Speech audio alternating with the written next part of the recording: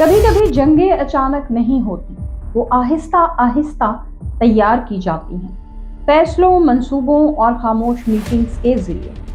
इसी तरह तारीख के कुछ बड़े फैसले अवाम के सामने नहीं होते, वो बंद कमरों के बंद दरवाजों के पीछे होते हैं, चंद लोगों के दरमियान, और इनके असरात पूरी दुनिया तक पहुंचते हैं। 27 फरवरी की रात फ्लोरिडा के पाम बीच में वाक़या मार-आ-लागो स्टेट में जहां एक तरफ मेहमान जश्न मना रहे थे, उसी इमारत के एक कमरे में US military and intelligence officials के साथ एक ऐसी मीटिंग जारी थी जिसका फैसला मशरिक़ वुस्ता की सियासत को बदल सकता था। इसी रात अमेरिकन इंटेलिजेंस ने इत्तला दी कि ईरान के supreme leader Ayatollah Ali Khamenei का मुमकिन मुकाम मालूम हो गया है। ये सिर्फ एक इत्तला नहीं थी, ये एक ऐसा लम्हा था जिसके बाद अगला कदम जंग भी हो सकता था। असल सवाल ये नहीं कि मिसाइल कब दागे गए, असल सवाल ये है कि वो फैसला कब किया गया जिसने मिसाइलों को फिजा में भेजा। और इस सवाल का जवाब तलाश करने के लिए हमें उस रात से कुछ पीछे जाना होगा, क्योंकि ऐसी कार्रवाइयाँ एक दिन में नहीं होती। इनके पीछे महीनों की मंसूबाबंदी, सफारती नाकामियाँ, इंटेलिजेंस रिपोर्ट्स और सियासी फैसले होते हैं।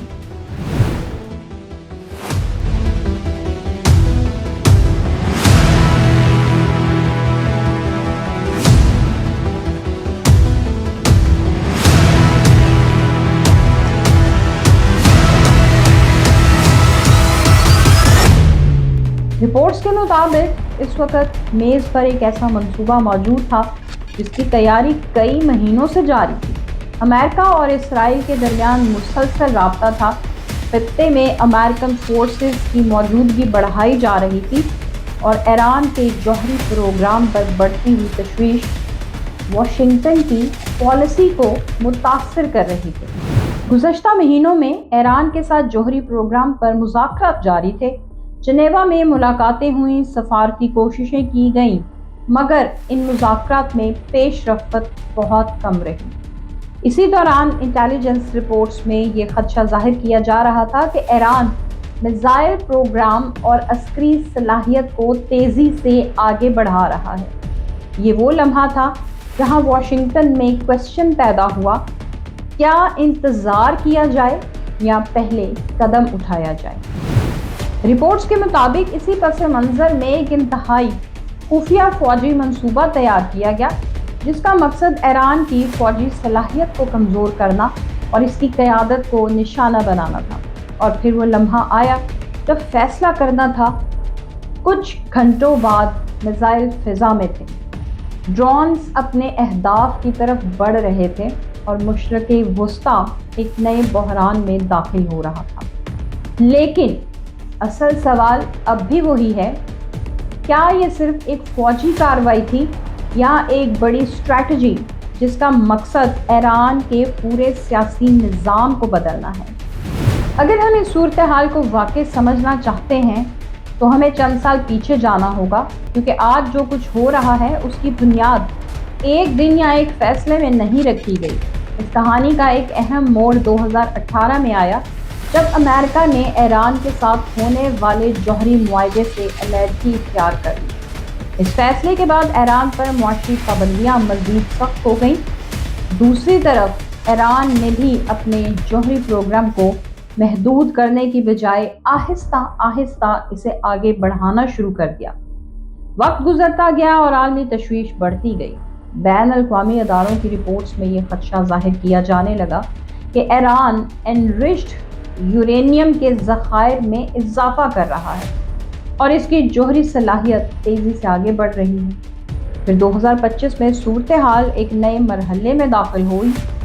इसराइल और अमेरिका ने ईरान की चंद अहम जौहरी तनसीबात को निशाना बनाया, जिसे बाज़ तज्ज़ियाकारों ने एक फाजिया पैगाम करार दिया।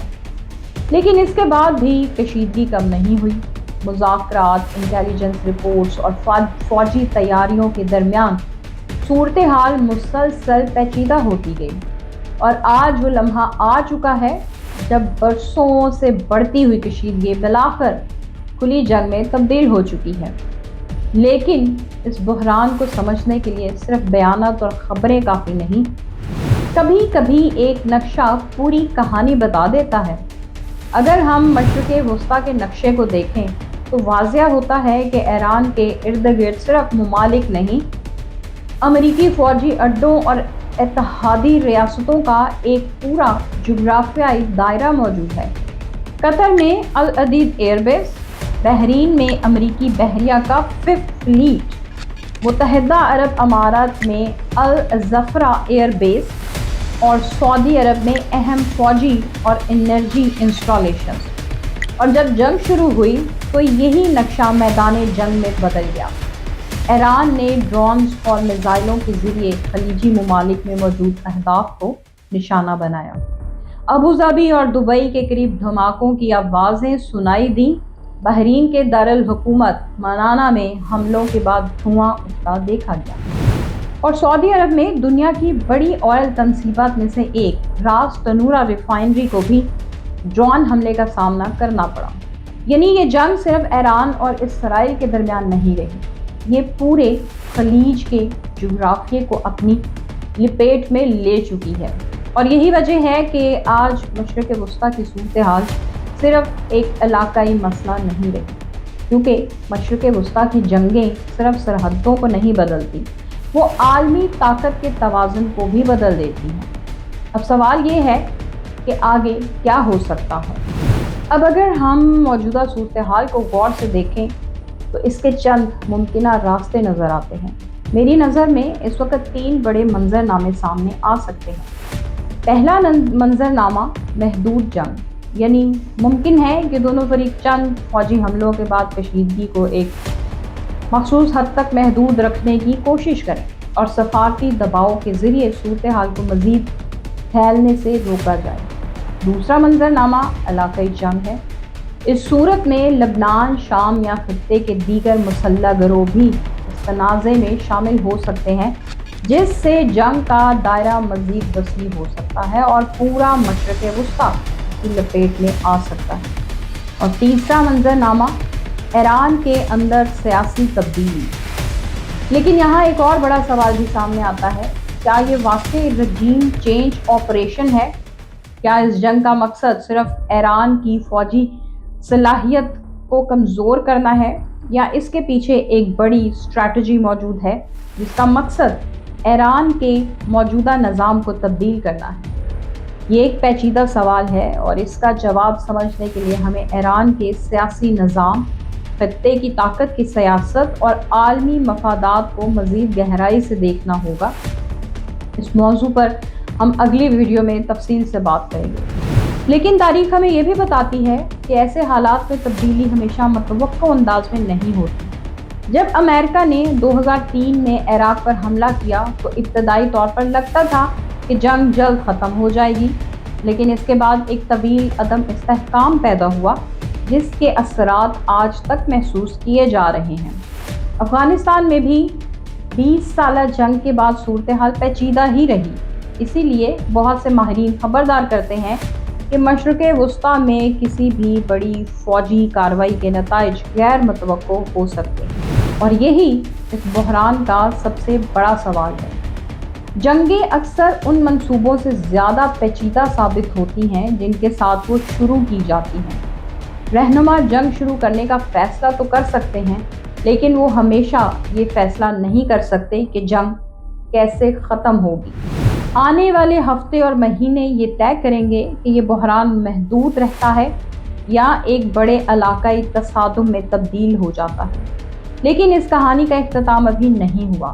مشرق وسطیٰ میں جو کچھ ہو رہا ہے وہ صرف ایک دن یا ایک حملے کی خبر نہیں ہے، یہ ایک ایسا سلسلہ ہے جو آنے والے مہینوں میں عالمی سیاست، معیشت اور سلامتی کے نظام کو متاثر کر سکتا ہے اور کر رہا ہے۔ اور اکثر اوقات میں اصل کہانی وہ نہیں ہوتی جو سرخیوں میں نظر آتی ہے، اصل کہانی تو وہ ہوتی ہے جو ہم گہرائی سے سمجھنے کی کوشش کرتے ہیں۔ اگر آپ بھی چاہتے ہیں کہ ہم ان پیچیدہ عالمی معاملات کو اسی طرح تحقیق اور تجزیے کے ساتھ سمجھتے رہیں تو اس چینل کو سبسکرائب کریں، کیونکہ یہاں ہم صرف خبریں نہیں سناتے، ہم ان کے پیچھے چھپی کہانی کو سمجھنے کی کوشش کرتے ہیں، اور شاید اگلی ویڈیو میں ہم اس سوال کا جواب تلاش کریں گے جو آج پوری دنیا پوچھ رہی ہے، یعنی کیا یہ جنگ محدود رہے گی یا ایک نئے عالمی بحران کی شروعات ہے، اور کیا یہ واقعی رجیم چینج آپریشن ہے؟ اپنا بہت سا خیال رکھیں اور مجھے اجازت دیں۔ خدا حافظ۔